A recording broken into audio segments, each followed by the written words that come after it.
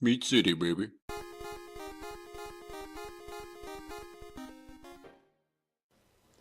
Hello and welcome back to Meat City Gaming. JD here with another Dragon's Dogma Dark Arisen video, and today we're continuing on with Bitterblack Isle. We just defeated in the previous video Daemon. We completed our first run through, and now we're going to do the second run through the entirety of Bitterblack Isle. New enemies, harder bosses, but the same basic layout, and of course better loot. So once you've defeated Daemon the first time, you're back down here, you're about to go back in, you think, oh, I'm going to use my pre-opened shortcut so I can just skip a whole bunch of the dungeon. That's not going to work. As you can see, if we go up here to the first shortcut, the gate is once again closed and it's locked. You can't get through here. So once you've defeated the dungeon the first time, you need to go back through and reopen the shortcuts. However, you don't need to redo everything. If you remember from the first video, we had to take some side tracks to get the special void keys to open the locked doors within the dungeon. That is something that you don't need to do. The unlocked doors are still unlocked. The only thing that gets closed are those shortcut gates. So what I'm going to do here is I'm going to speed through most of this playthrough. There won't be as much commentary in the beginning, and I'll speed up the video as I run through, because again, it is the exact same areas. There are just more difficult bosses. Sometimes it's the same bosses, but more of them. You're not going to get a whole lot out of watching me kind of pound through this at normal speed. So I'm going to try and speed it up to get back down there quicker. We'll show unlocking both of the shortcuts, and then when we get to the end stage, the Forbidden City or Forgotten City, right before you get to the final boss chamber, we'll bring it back, because that area is super different in terms of the enemies. It's way more dangerous. So we'll slow things back down, we'll work through that area, and then we'll take on, of course, the level 2 boss, the upgraded form of Daemon when we get there, and we'll do that at normal speed. So hang in there. You can kind of just watch again the playthrough. The layout is exactly the same. The chest locations are exactly the same. Where the bosses spawn is the same. They can just be a little stronger. So again, I'm gonna skip a lot of the dungeon location, or the treasure chest locations. I did try to point them out in most of the areas where I could, as I did my first walkthrough, without actually physically going to it and wasting a whole bunch of time. So in this run, we're going to do it even shorter. The goal is just to get through this as quickly as possible, open the shortcuts, and then get down to the Forgotten City. So stay tuned, enjoy the ride, and we'll be back in just a second.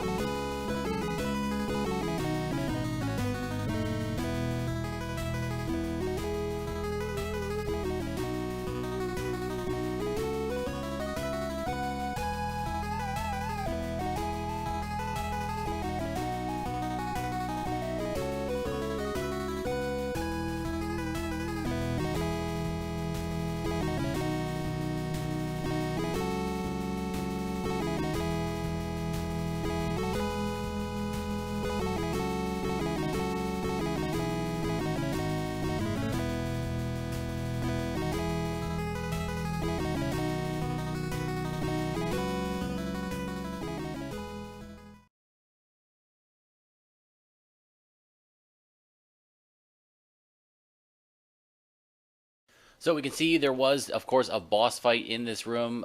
In the first run through, it's kind of a sanctuary, a safe zone. But when you come in here after defeating Daemon the first time, there will usually be one of those dragons. There's various different types, lightning, fire, and some other ones. But you can see, due to the map marker, the purple circle, which kind of guides you through the dungeon, it was right on this door from the start. We didn't need to go off to the side door to retrieve the void key and unlock this door. It did remain unlocked from our first run through. So a little bit of an advantage there. You can streamline through this second run.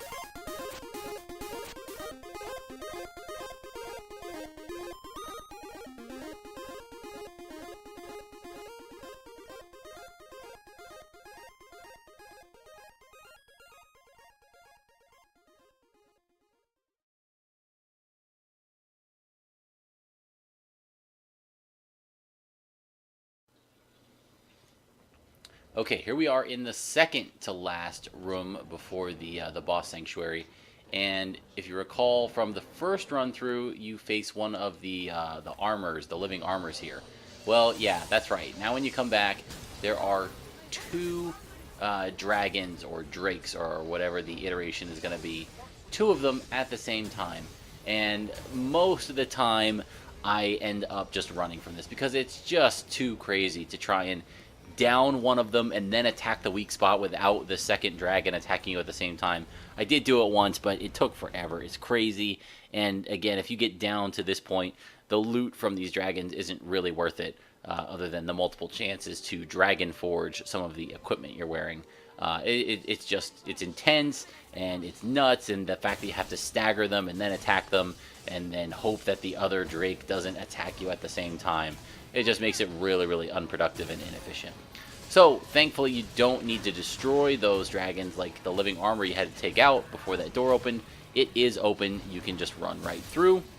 And now we're in the Forgotten City, and you can see already the enemies are much closer this time. They're all over. There's eliminators. Yes, that's two dragons in the distance perched on top of the buildings, and there's going to be a ton more enemies between the location where we are now. We're basically at the front door and the entrance to the final boss battle for Daimon here. And so, yes, because one of the first enemies we saw was the Eliminator, that's what we're going to see the majority of. There is a second enemy set that you can run into, and I think it is living armors. There'll be 5 or 6 of them between you and the exit. But as it is right now in this setup, we've got eliminators. They're not too bad. Again, they are pretty tanky. They can do some pretty serious damage. But they are fairly predictable in their attacks. And the problem is the eliminators are not the ones casting these spells. Those are the dragons sitting half a map away, perched on top of a building. They are just spamming magic spells, area magic spells, down on us constantly. So you need to keep moving while you're doing this fight, and I do recommend kind of clearing out a couple of these enemies early on. These guys aren't too tough as long as you keep moving to stay away from the magic. But again, you can do just a mad dash for the final door and try to get through it before you get stopped or taken out or otherwise caught up by the magic or the other attacks that these guys are sending your way.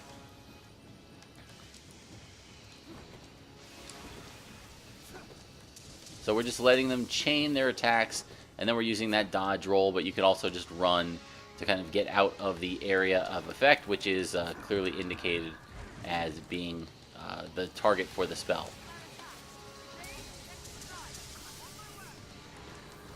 Now the other problem with the dragons in this one, we could go up to the roof and try to take these dragons on. But the problem is if you knock them out of the sky and they're above a building, they're going to get stuck on the building, so they won't crash to the ground where you are.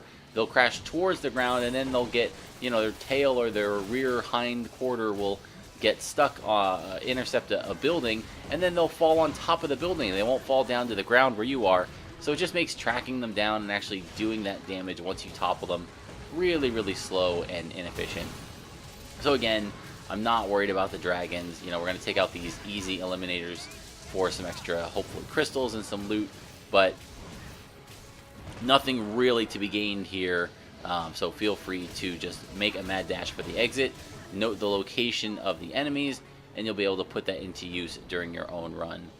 There is going to be one additional item, and by item I mean spawn of bad guys that are going to prevent you from trying to get to that door, and we'll show you in just a second when we get there. So more of these eliminators. Again, some of these locations are fine if you've got the ricochet arrow. That thing will just bounce around in narrow hallways like this and rack up a ton of damage. Look at that, he's already down.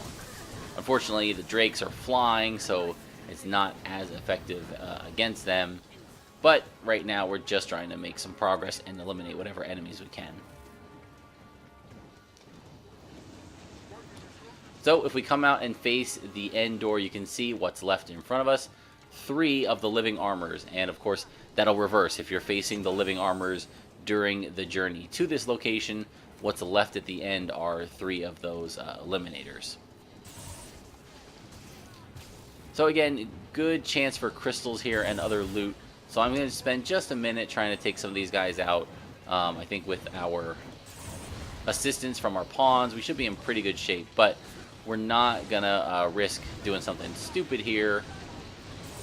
We don't want to fall off any edges or die or do anything silly like that when we're so close to the end. And that really is the goal at this point. These other bosses are kind of small potatoes.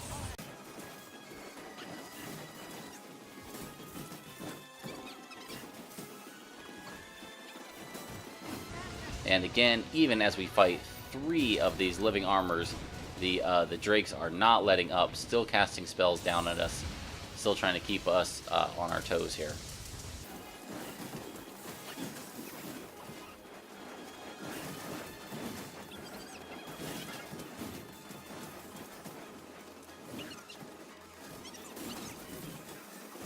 So again, you can make the decision when you get here.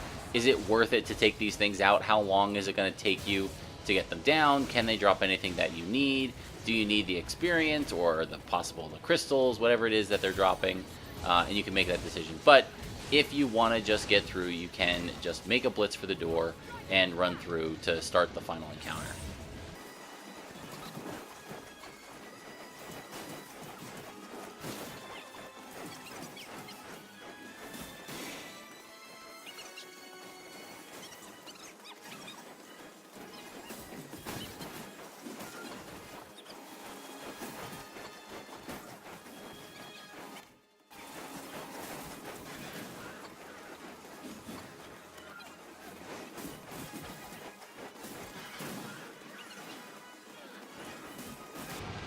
Alright, that's all the armors down. Again, we're not going to try to take down 2 dragons at the same time.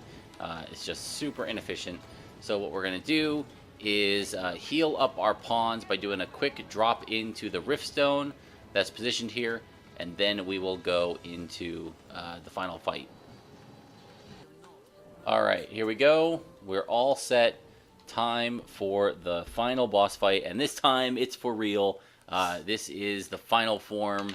You can farm this boss, so you can come back and defeat him a second time, but he stays in this second iteration. The dungeon stays in this second iteration, and the good news is now, after you defeat Daemon the second time, the shortcuts don't reset. So you can, if you want to make the most efficient loop, kill Daemon, go back to the beach, take the second shortcut, the closer shortcut, run back down here, defeat Daemon again, and rinse and repeat. It's the quickest way to get the level 3 armor and weapons, and it's a pretty good way to level up to the XP you get from Daemon is huge, especially if you do it with no pawns. If you even let him eliminate your pawns with his special disappearing attack where he calls them into the void, you can get a ton of XP, and this is a place where you want to use those items that grant you wheel or double XP, because you can get 700,000 and then you can double that in terms of XP, and that's worth a ton of levels,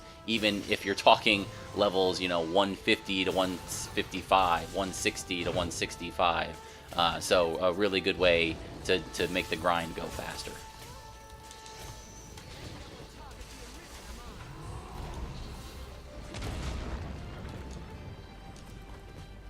So this is Daemon, and if he looks familiar and his attacks looks familiar, it's because they are. The first phase that we're doing right now is the exact same as the fight that we had when we came to Bitterblack Isle the first time and battled against Daemon. There's no difference here. He is the same form, the same attacks. So all you got to do is, again, I recommend staying at range, staying mobile. Now that's going to be trouble. All my guys are climbing on top of him, so they're going to get sucked into that rift. But because we have the high damage, we were able to stagger him and break that. Otherwise, if this was my first time here battling him and I didn't have the level 3 bow, yeah, he was going to finish that rift off, and he was going to make my pawns disappear before even going to his second form, and I would have done the whole second phase without any assistance. So that looks familiar. It's the first phase all over again, but rather than going down when you eliminate his his first phase. Now he transfers into this second phase. The dragon emerges from his chest, and it's a different fight this time around, but I actually think it's kind of easier. He moves much less. He doesn't dash across the floor. He doesn't have his grab attack. He doesn't have his dive bomb attack. He basically just casts spells, and for the magic archer, that's not that dangerous for me. You can stay at this mid-range and just send arrows at him, and then you can kind of move. When he casts spells at your feet, slide over, let the spell go off, and then shoot your arrow off once you're out of range. So it's a pretty straightforward fight. It is, more potential damage if he hits you with one of these magic attacks, but I think it's easier because the physical attacks are much less common. He will again do a rift attack at some point during the fight. He will call in meteor strikes. When you see him kind of surround himself with flames, that's him calling in meteor strikes, so they will strike the ground for the next 10 or 15 seconds after he gets that off. So keep an eye out for that stuff, but again, it's just kind of, oh, right, that is the other main aspect to this fight. He has that dragon arm attack where he can summon these big dragon arms, and he can do it in 3 different iterations. He can do it from the left hand, from the right hand, or from both hands. So there you can see the arms are, both arms went back, and he was calling in both arms. So the way you need to do it is just back away from him as he's casting the spell, and the arms won't be able to reach you. They'll kind of just go off in front of you and not hit you. But if they do hit you, they do a ton of damage. If you're not completely kitted out in gear, it's going to be a one-hit KO. So keep an eye out for that. And there is a pretty good tell. You can see him rear back. You can see the arms kind of manifest as he's getting ready to do the attack. And this is his rift. We're going to try and get behind a pillar. And it looks like he's definitely going to catch one of our pawns, if not 2. And we'll see. Yeah, we don't want to get caught up in that rift ourselves. So that's fine. What you'll see here, again, because we're so well geared, it's not going to be a big problem. But all of our pawns are going to be gone. They won't be revivable. But wait till you see the result of the XP that we get at the end here. Is going to be pretty... Oh, actually, look, we did stagger him. That was pretty impressive. I don't think I've ever been able to stagger him in his second phase before. So we saved our pawns. Otherwise, you would have gotten to see a ton of XP. It looks like one of them is gone, though. And, of course, it looks like it's our healer, which is the one that we do want to keep around. We have enough damage by ourselves, but we don't have a dedicated healer. So, again, all that's fine. We brought enough equipment to heal ourselves. Wake stones are useful here. Make sure you bring those along with you as well, so that you can get back up if you make a mistake. And bring some healing potions in case your healer goes down. You want to be able to heal throughout this fight. Anytime you take a hit, it's going to do some pretty big damage. Alright, we're rebuffing our magic here. I'm expecting his arm attack, his manifested claws, but he's not doing it. I think that's him breathing fire. And if we stay back far enough, I think we can just lay in some damage here because he can't reach us with the flames from this far away. So we're safe. There we go. See, there are the arms. He put both arms up. They both swing, but we roll backwards and get out of the way, and it's no problem. He also does kind of a telltale roar. There we can see the arm from up on the side. And as I was too busy explaining it, I was a little slow to react. But you can hear the roar, see the arm rear back, and as soon as that happens, start dodge rolling or running directly away from the boss to dodge that swipe.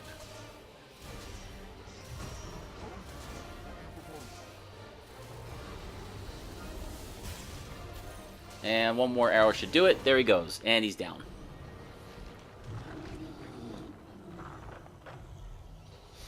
So there will be a little death animation here, a little scene. Nothing quite like the cutscene when you take Daemon out the first time and you get the little bit of story. Just this little cutscene here, and then we will look for the loot Again, 2 drops that you're worried about. There should be loot drops right where Daemon dies, and then of course the treasure room with the 4 chests.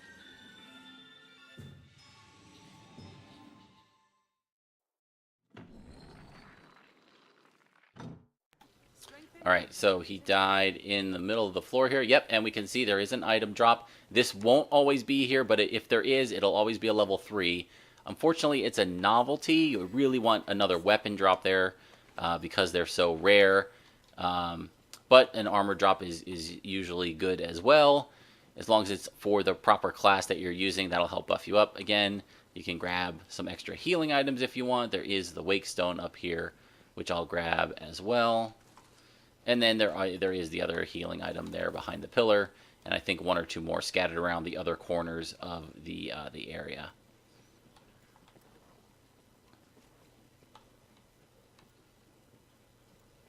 Oh, the Salubrious Brew, that's my favorite healing. Oh, and the Panacea, those are both really good. So we'll grab those.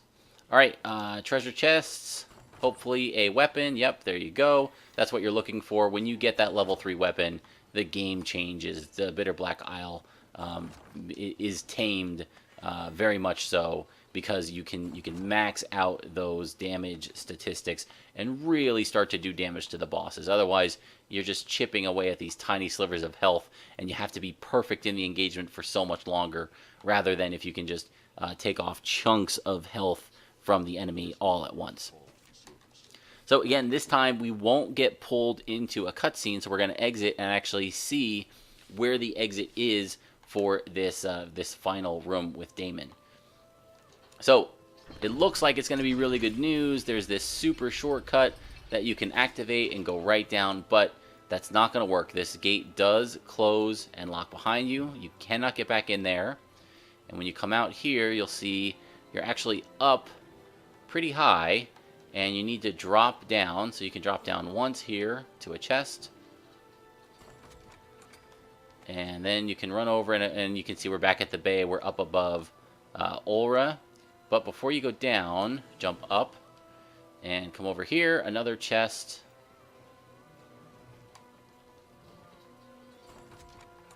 You can grab that.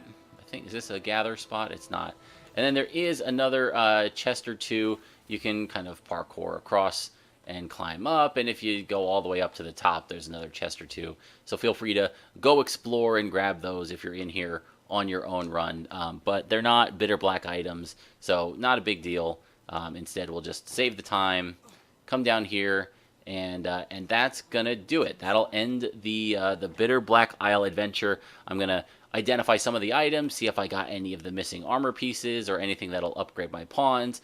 But that's it. Then what you can do is you can check in, you can rest, you can save, do all that stuff. Make sure you save after a long fight down through Bitterblack Isle. Then you can come back, and now if you go to your shortcuts, they are going to be open, right? As I said before, this second shortcut is open. Go right in. You'll just have to go down. You're going to be right past the High Bishop. So one thing, after a couple days have passed in-game, you can actually go left, go fight the bishop again, get those drops. They drop rift crystals, which of course are important to identify your items, and then work your way back down to Daemon, and you can do that loop. And it shouldn't take you too long. If you're running through, if you're efficient, you could probably do that whole loop in 5 to 10 minutes. So that is the end of Bitterblack Isle. Hopefully you guys found that at least enjoyable to watch or useful. This is a really cool game. It's one that I spent a lot of time on, kind of old school, a great feel. So I wanted to share it. I had a lot of fun with it, and I wanted to make some content for it. And I think Bitterblack Isle is the most important content you can share, as it is that super end game, high-end content. And hopefully gives you a taste for the game and gets you interested in it. If so, I definitely recommend it. If this is your style of kind of RPG, old school game, it's a good one. So pick it up. Hopefully the guide to Bitterblack Isle will help you out and get you through it. So thank you for joining me, and I'll see you next time.